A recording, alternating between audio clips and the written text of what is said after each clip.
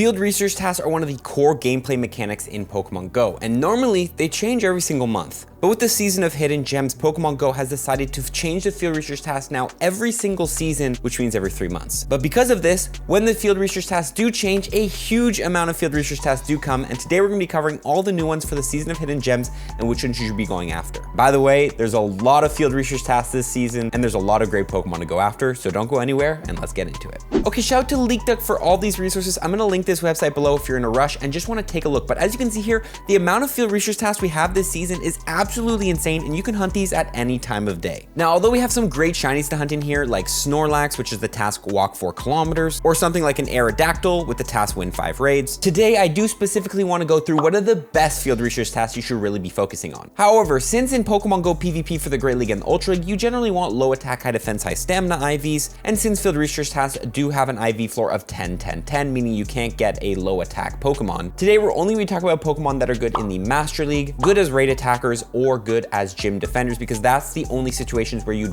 really want high IVs, aka 100% IV. So without further ado, let's get right into it, breaking down the best field research tasks you should be hunting during the next 3 months in Pokemon Go. We're going to start off with the task Catch 5 Pokemon, which get us a Cubone, a Baltoy, or a Swinub. By the way, 100% IVs are going to be on screen as we're talking about them. Specifically here, we're taking a look at Swinub because Swinub evolves into Mamoswine, which is one of the best ice and ground type raid attackers in the game, and also Mamoswine does have some Master League play. This is also a great opportunity to get candies and XL candies for your Shadow Mamoswines, which are the best ice type and ground type raid attackers. We'll then have the task Catch 7 Pokemon, which can reward us with a Magikarp, Stuffle, or Wimpod, but we're looking here at Magikarp, which evolves into Gyarados. Gyarados, of course, does have a Mega Form in Pokemon Go, being one of the best water and dark type raid attackers, as well as Gyarados being a very strong Master League Pokemon, specifically for the Master Premier Cup. We then have the task Catch 10 Pokemon for either a Duskull, a Shuppet, or a Mischievous. Shuppet right here evolves into Banette, which Banette does have a Mega Form in the game right now, being the number 2 overall Ghost type raid attacker. We then have the task Catch a Dragon type Pokemon, which do note is a pretty rare task to find in Pokemon Go, but can get us a Dratini or a Bagon or an Axew. Dratini, of course, evolves into Dragonite, which Dragonite is one of the best Dragon type raid attackers in the game, specifically in the Shadow form, as well as Dragonite being a very strong Master League Pokemon and Master Premier Cup Pokemon. Also a decent gym defender. We then have Bagon, which evolves into Salamence. Salamence does have a Mega Form in the game right now, being one of the best Dragon type raid attacking Megas, as well as Salamence itself being a good Dragon type raid attacker. Finally, we have Axew in there, which Axew evolves into Haxorus with the new move Breaking Swipe, which we will be getting with this Community Day this weekend, is going to be a very strong Master League Premier Cup Pokemon, as well as a pretty strong Dragon type raid attacker. They're the task Catch 5 Pokemon with Weather Boost, which can get us a Vulpix, Poliwag, Hippotas, Snover, Wingull, Vanillite, or Roggenrola. Looking at Snover here, which evolves into Abomasnow. Abomasnow does have a Mega Form, which is a decent ice type raid attacker, as well as Roggenrola, which evolves into Gigalith, which with its legacy move Meteor Beam is a decent rock type raid attacker. I will mention here the make 3 great throws in a row task does get you a Lileep, which evolves into Credilli, which Credilli as 100% IV level 50 does fit perfectly into the Ultra League as a pretty strong Pokemon for some cups like the Weather Cup. I know we weren't going to talk about PvP Pokemon, but there are some PvP Pokemon which do max under the 1500 CP for the Great League or 2500 for the Ultra League, so sometimes you actually want the Hundos, and Lileep is a perfect example of that. The task Make 3 great curveball throws can get you an Onix, which of Onix evolves into Steelix. Steelix does have a Mega Form in the game right now, a decent ground type raid attacking Mega, doesn't do a lot of damage, but can rely on giving you Mega Boost for a good amount of time. I also will mention here that Make 5 great curveball throws in a row is still a Spinda, and Spinda is on pattern number 3 for anyone who's interested in hunting shiny Spinda, because if you don't know, Spinda has 9 different patterns. Coming to some good tasks here, Make 2 excellent throws can get us a Beldum. Beldum evolves into Metagross, in which Metagross with its legacy move Meteor Mash is one of the best steel type raid attackers in the game and is the best as its Shadow form, as well as regular Metagross being good in the Master League and Master Premier Cup. We also have the task Make 3 excellent throws in a row, which is a very, very hard task to do,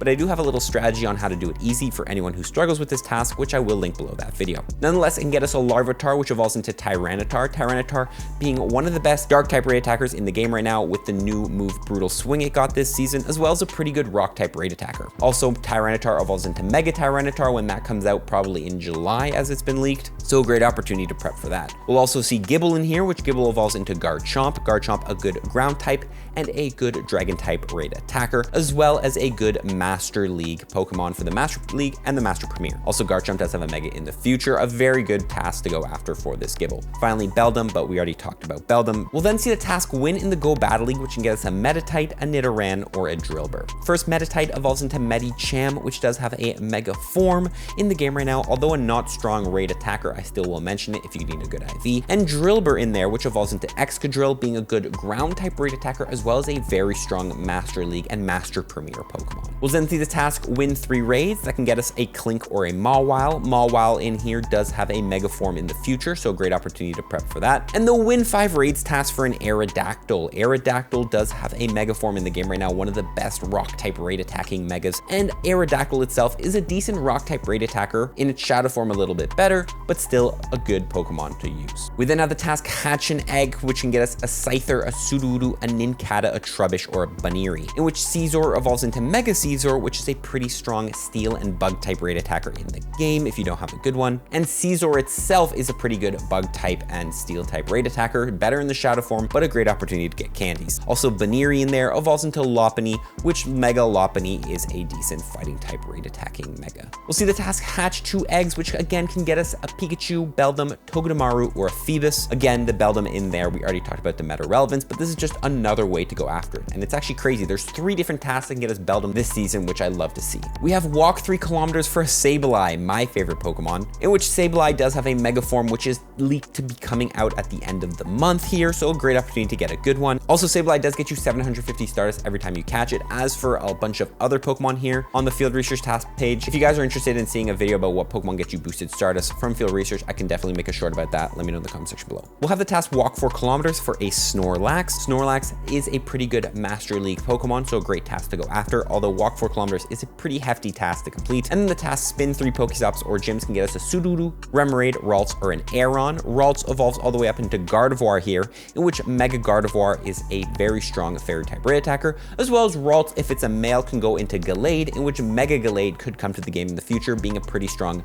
psychic and fighting type raid attacker. Also, Gardevoir itself in the regular form and the shadow form, a very strong fairy type raid attacker, and also decent as a psychic. Aeron's also in there, which evolves into Aggron. Aggron does have a Mega form in the game right now, although not very strong as a raid attacker. You can use it as a steel and a rock type raid attacker if you'd like to give it a try there. We have the task spin 5 Pokestops or gyms, getting us a Growlithe, TCN Growlithe, Slowpoke, or Galarian Slowpoke. The Slowpoke here is the one we want to look at, evolving into Slowbro, which Slowbro does have a Mega form, which is a decent water type and psychic type raid attacking a Mega Pokemon, more though for Mega Boost. Task Evolve a Pokemon can get us an Eevee this month. Eevee has multiple evolutions it can go into, but 100% IV Eevee, you want to evolve into an Umbreon and power it all the way up for the Ultra League. Ultra League Umbreon is a very strong Pokemon if you have one, and you can definitely go with it by evolving the Eevee. Also, you could evolve Eevee into Sylveon, in which Sylveon is pretty good in the Master League, or more the Master League Premier Cup, but that's another option to do with your high IV Eevees you'll be getting from Field Research tasks. If you want to know how to evolve Eevees, I'll link below a video on how to easily evolve Eevee. Power Pokemon 3 times can get us a Bulbasaur, Charmander, or Squirtle this month. Of course, all 3 of these Pokemon do have Megas in the Mega Venusaur, Mega Charizard, and Mega Blastoise, so that is one way to go after these Pokemon and hunt them. But also, specifically, Venusaur and Charizard are good raid attackers in their respective types in their shadow forms. So if you do end up getting a Shadow Bulbasaur, Shadow Charmander, or Shadow Squirtle from grunts, then you can go ahead and power them up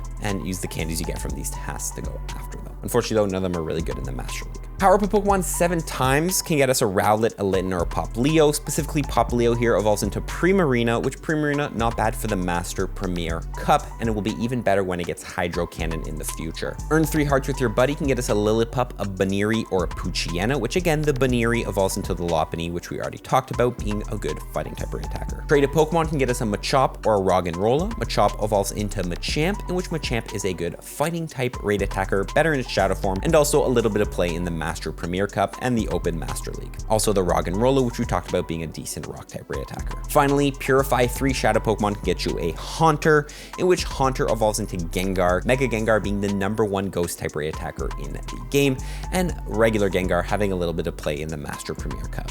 Now, I do want to note there's so many other tasks here getting other Pokemon that might be decent in the Great League and the Ultra League. So I definitely recommend you go ahead and check out this website. But now I want to take a look at Mega Energy. I've never seen Mega Energy so widely available in field research tasks, so let's quickly go through what tasks to look out for if you need mega energy for certain Pokemon that you might not have the mega form of. You don't have to raid for them, you can get the mega energy from research tasks. Starting with the Catch 10 normal type Pokemon can get you 10 mega Pidgeot energy. We have Catch 10 grass type Pokemon for either 10 mega Venusaur or 10 mega Sceptile energy, so the grass starters. Catch 10 fire types, you guessed it, 10 mega Charizard or 10 mega Blaziken energy, and catch 10 water type Pokemon for 10 mega Blastoise or 10 mega Swampert energy. If you need any energy for those Pokemon, look out for those tasks. Also, we have more tasks. Power up a Pokemon 5 times can get us 10 mega Venusaur, 10 mega Charizard, 10 mega Blastoise, 10 mega Beedrill, 10 mega Pidgeot, 10 mega Manectric, or 10 mega Aggron energy. So many different megas possible to get energy for. Remember, by the way, once you've mega evolved the Pokemon once, you can actually just let the cooldown timer and mega evolve it for free. So theoretically, you'll need a little bit of these tasks to get a certain mega that you might not have, evolve it once, and then you can evolve that mega for free forever. There is a cooldown though. Finally, the task power up a Pokemon 10 times for 25 mega Aerodactyl energy, 25 mega Houndoom energy, or 25 mega Ampharos energy. So this seems like it's going to be the 3 Pokemon that were going to be for the next 3 months, but now they're just putting them all together so you can hunt all the mega energy at once. Also, do want to mention that sometimes field research tasks do not only get you Pokemon encounters, and they can get you items. For example, make 5 curveball throws in a row can't get you any Pokemon encounters, but can get you 500 Stardust, 6 Raspberries, 2 Pineapple Berries, or 5 Great Balls. If there's any specific tasks you want to be looking out for this month in terms of items, you can hunt rare candies to the task Catch a Dragon type Pokemon, which can get you 3 potential rare candies or 2 golden raspberries. Also, the task Catch a Ditto can get you 3 rare candies or 2 golden raspberries. A link below how to catch Ditto this month and probably the next 3 months if you're curious. Make 3 great throws in a row could potentially get you a rare candy. Make 3 great curveball throws in a row can get you a rare candy, and make 3 great curveball throws in a row can get you 3 rare candies. So plenty of possibility for rare candies there. And finally, any sponsored stops that you spin, you will get a sponsored task, either send 3 gifts to friends or catch a Pokemon, which can either get you 1,000 Stardust or a rare candy. Final thing I'll say is Poffins are back from AR scanning. So if you do AR mapping tasks, you can grind Poffins for anyone who's interested in doing that and doing a little bit of best buddy grinding these next 3 months. So yeah, guys, that is the next 3 months of field research tasks. Those are not going to be changing over the next 3 months. I definitely recommend you come check out the website, see what Pokemon you want to be going after so you can remember when you're out hunting what tasks get you what. I'd love to hear what field research tasks you guys are going to be going after these next 3 months. Personally, I'm going to obviously be going after that Sableye task, but there's a lot of fun ones and a lot of shinies I don't have that I'll be going after. And follow for more tips. Peace.